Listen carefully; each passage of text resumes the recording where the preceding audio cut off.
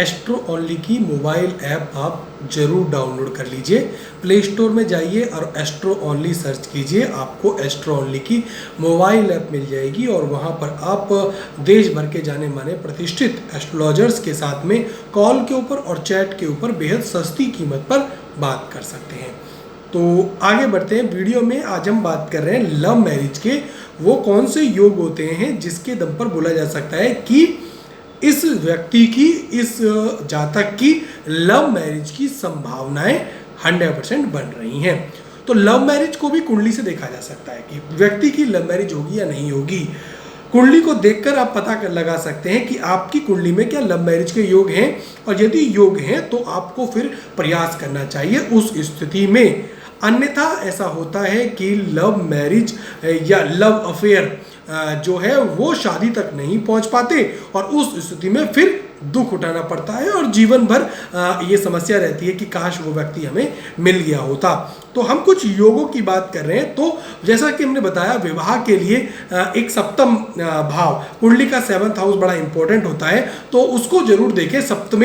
सप्तम भाव के स्वामी सप्तमेश का संबंध यदि कुंडली में तीसरे, पांचवें, 9वें, 11वें और 12वें भाव से बन रहा है, या तीसरे, पांचवें, 11वें, 12वें भाव के स्वामी से बन रहा है, उसके मालिक से बन रहा है, यानी कि सप्तमेश का संबंध 7वें घर के मालिक का संबंध तीसरे, पांचवें, 9वें, 11वें और 12वें भाव के मालिक से बन रहा है, तो उस स्थिति में बोला जा सकता है कि कुंडली में लव मैरिज के अच्छे योग बन रहे हैं और लव मैरिज का प्रयास करना चाहिए, पहली चीज।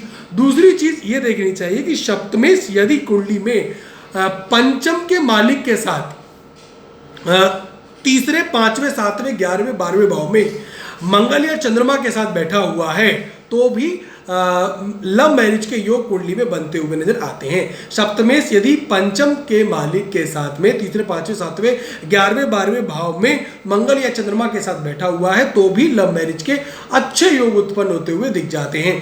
तीसरा और महत्वपूर्ण एक चीज याद रखें लव मैरिज के लिए, पंचमेश यदि 11वें घर में, सप्तमेश 12वें घर में, तो क्या देखना है, पंचम भाव जो है उसके स्वामी पंचमेश यदि 11वें घर में और सप्तमेश यदि 12वें घर में, सप्तमेश 12वें, तीसरे, 5वें घर में, पंचमेश 11वें घर में और सप्तमेश यदि 12वें, तीसरे, 5वें घर में से कहीं बैठे हुए हैं और शुभ स्थिति में हैं, तो भी लव मैरिज जैसे योगों की उत्पत्ति होती हुई देखी जाती है और ऐसे जातक की लव मैरिज होती हुई नजर आती है। अब सवाल उठता है कि यदि कुंडली में ऐसे योग नहीं है तो क्या लव मैरिज होगी ही नहीं? नहीं, ऐसा नहीं है। तो कुछ उपाय आपको करने पड़ेंगे। सप्तमेश को मजबूत बनाना पड़ेगा, सप्तमेश को शुभ करना पड़ेगा और बहुत सारे उपाय हैं, मंत्रों की मदद से, पूजा की मदद से और रुद्राक्ष की मदद से, रतन की मदद से, और कुछ खास उपरतन होते हैं जो कि लव के लिए बड़े इंपॉर्टेंट होते हैं।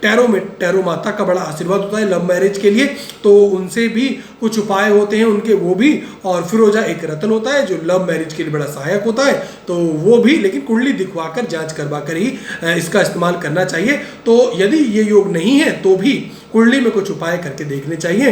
तो यदि आप देखना चाहते हैं, हमसे पता करना चाहते हैं कि कुंडली में कैसी स्थिति है, क्या लव मैरिज होगी या नहीं होगी, और लव अफेयर को लेकर क्या स्थिति है, क्या सामने वाला आपको धोखा दे रहा है या धोखा दे चुका है, तो वो लाइफ में आएगा या नहीं आएगा वापस, ऐसी सब बातों के लिए आपको क्या करना है, एस्ट्रो ओनली की मोबाइल ऐप डाउनलोड करनी है और वहाँ एस्ट्रोलॉजर्स हैं बहुत सारे, और मैं भी, पंडित चंद्रकांत भी वहाँ पर उपलब्ध हूँ। और आप मोबाइल उठाइए, डाउनलोड कीजिए, वॉलेट में बैलेंस डालिए और कॉल या चैट की मदद से कुंडली का आकलन करवा लीजिए कि कुंडली की स्थिति, कुंडली क्या बोल रही है, ग्रहों की स्थिति क्या बोल रही है, सिंपल और साधारण। तो एस्ट्रो ओनली के साथ जुड़े रहें। मैं पंडित चंद्रकांत सारस्वत आगे भी आपके लिए ऐसे उपयोगी महत्वपूर्ण वीडियो लेकर आता रहूंगा। हमारे सभी सोशल मीडिया ग्रुप्स के साथ जुड़े रहें। हमारी मोबाइल ऐप अपने मोबाइल में जरूर रखें, प्ले स्टोर में जाकर डाउनलोड करें एस्ट्रो ओनली, डिस्क्रिप्शन में लिंक दिया गया है। नमस्कार।